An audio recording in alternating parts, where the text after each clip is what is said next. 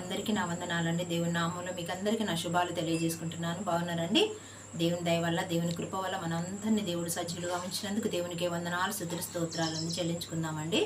మరి ఈరోజు మన వాక్యాంశం ఏంటంటే నమ్మకమును గురించండి. నమ్మకమును గురించి మనము ఒక బైబిల్ లేఖనం నుండి ఒక 2-3 వచనాలు, 2-3 అధ్యాయాలు చూసుకుందామండి. అంతకంటే ముందుగా ఒక చిన్న పాట పాడతానండి. నామానికి వందనాలు, స్తోత్రాలు. ఇది అందరికీ మనకు తెలిసిన పాటేనండి, అయినా పాడతానండి. అందాల తార అరుదించే నాకై అంబర వీధిలో అవతారమూర్తి యేసయ్య కీర్తి అవని చాటుచున్ ఆనంద సముద్రము పొంగినాల అమర కాంతిలో ఆది దేవుని చూడ ఆశింప మనసు పయనమైతిని.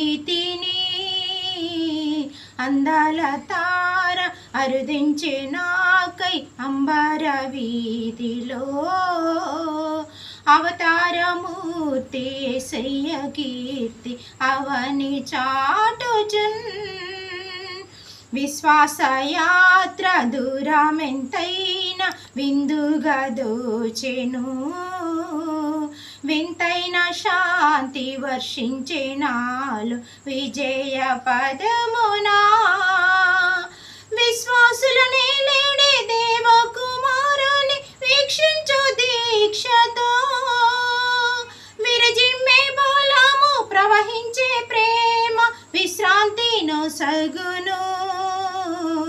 అందాల తార అరుదించే నాకై అంబర వీధిలో అవతారమూర్తి యేసయ్య కీర్తి అవని చాటుచున్ ప్రభు జన్మస్థలము పాకయే గాని పరలోక సౌదమే బాలుని చూడ జీవితమెంత పావనమాయెను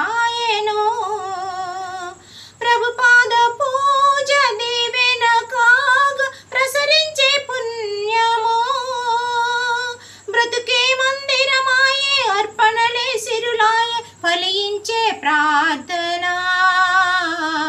అందాల తార అరుదించే నాకై అంబర వీధిలో అవతారమూర్తి యేసయ్య కీర్తి అవని చాటుచున్ అందాల తార అరుదించే నాకై అంబర వీధిలో అవతారమూర్తి యేసయ్య కీర్తి అవని చాటుచున్.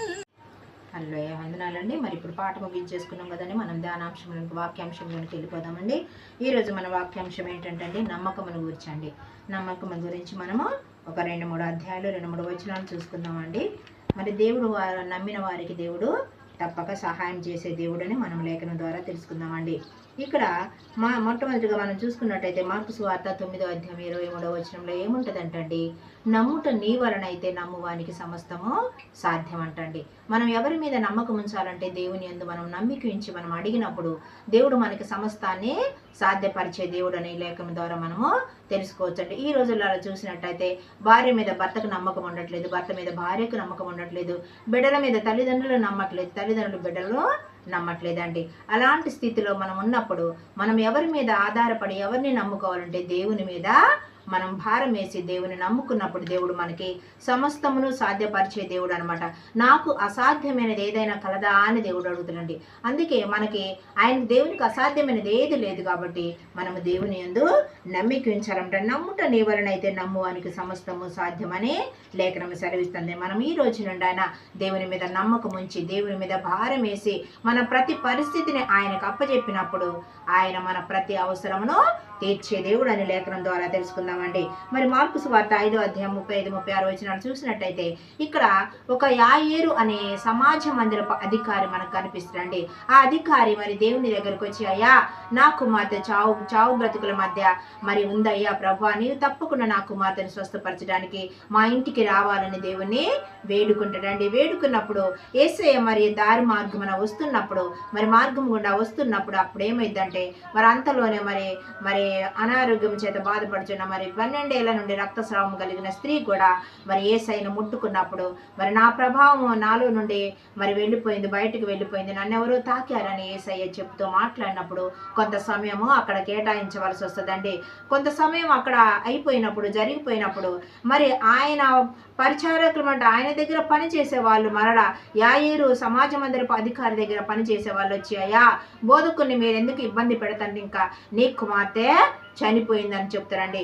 చనిపోయిందని చెప్పినప్పుడు మరి ఈయన ఏం చేస్తాడంటే, అయ్యో నా బిడ్డ చనిపోయిందా మరి అని చెప్పి బాధపడి, సరేలయ్యా మీరు ఇంక రావద్దులే అని అనడండి. అప్పుడు యేసయ్య ఆయన వైపు చూసి నమ్మిక మాత్రం ఉంచుమని సెలవిస్తాడండి.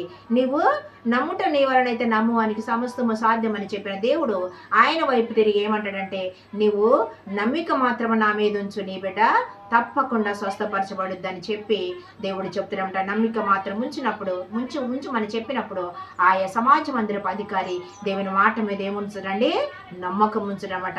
నమ్మకం ఉంచినప్పుడు మరి యేసయ్య వారి ఇంట్లోనికి వెళ్ళి ఆ చిన్నదాన్ని మరి నిద్రించుచున్నది చిన్నదని చెప్తాడనమాట.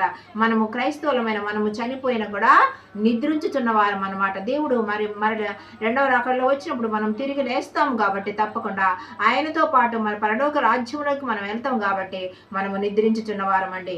అందుకే మరి యేసయ్య కూడా ఈ చిన్నది నిద్రించుచున్నదని యేసయ్య మరి ఆ కుమార్తెను లేపిన విధముగా మనం చూస్తాం అన్నమాట. మరి యాయేరు సమాజ మందిరపు అధికారి దేవుని మాట మీద నమ్మిక ఉంచిండండి. మనము నమ్మిన ఎడల దేవుని మహిమను కూడా చూస్తామని మరి ఇంకొక భాగంలో ఉంటుందండి, యోహాను సువార్తలో ఉంటుందండి. మరి మార్త మరి తమ్ముడు మరి లాజరు గారు చనిపోయినప్పుడు మరి ఆ మార్త మరి సమాధి దగ్గరకు వచ్చి ఆ సమాధిని తెరవండి అని చెప్పినప్పుడు, అయ్యా నా తమ్ముడు చనిపోయి 4 దినములైంది, వాడు వాసన కొడుతూ ఉంటాడని చెప్పి మార్త గారు చెప్తారండి. అప్పుడు మరి దేవుడు ఏం చెప్తాడంటే, యేసయ్య ఏం చెప్తున్నట్టే మార్తతోటి, మార్త నమ్మిన ఎడల నీవు దేవుని మహిమను చూతావు కదా అని చెప్తున్నాండి. మనము దేవుని మీద భారం వేసినప్పుడు ఆయన మీద మనము నమ్మిక కలిగి ఉండాలండి. నమ్ముట నీ వలనైతే నమ్మువానికి సమస్తము సాధ్యమైనటండి. అంతే విధముగా సామెతల గ్రంథంలో చూసినట్టయితే మరి నమ్మకమైన వానికి దీవెనలు మెండుగా కలుగుతాయటండి. మరి అంతేకాకుండా మరి అబ్రహాం గారు కూడా దేవుడు చేసిన వాగ్దానాన్ని బట్టి, దేవుడు ఇచ్చిన వాగ్దానాన్ని బట్టి నమ్మిండండి, దేవుని మీద ఆధారపడ్డండి. తప్పకుండా దేవుడు మాట ఇచ్చి నెరవేర్చే తండ్రి, దేవుడు నమ్మకమైన దేవుడు అని చెప్పి మరి అబ్రహాం శారా గారు దేవుని మాట మీద నమ్మకం ఉంచినప్పుడు ముసలితనములో కూడా మృతతుల్యమైన శరీరం అయినప్పటికీ కూడా దేవుడు వారి శరీరాన్ని బలపరిచినప్పుడు మరి చక్కని కుమారుని ఇస్సాకు గారిని దేవుడు వారికి అనుగ్రహించడండి. అందుకే ఉంటది కదండి, అబ్రహాం గారు దేవుని నమ్మెను, అది అతనికి నీతిగా ఎంచబడననే లేఖనము సెలవిస్తుందండి. మనం ఏమి కలిగి ఉండాలంటే దేవుని యందు నమ్మిక కలిగి ఉండాలి, విశ్వాసము కలిగి ఉండాలి, దేవుని మీద ఆధారపడి వారముగా మనం జీవించాలి. దేవుని ఆనుకుని వారముగా మనం జీవించినప్పుడు దేవుడు మనకున్న ప్రతి అవసరతను కూడా తీరుస్తాడండి. నమ్మిన ఎడల ఆయనకి సమస్తము సాధ్యము చేసే దేవుడు అనమాట. అంతేకాకుండా మరి మత్తయి సువార్త 21:22 మీరు అడిగినవన్నీ పొందుకున్నామని నమ్ముడు అని సెలవిస్తానండి.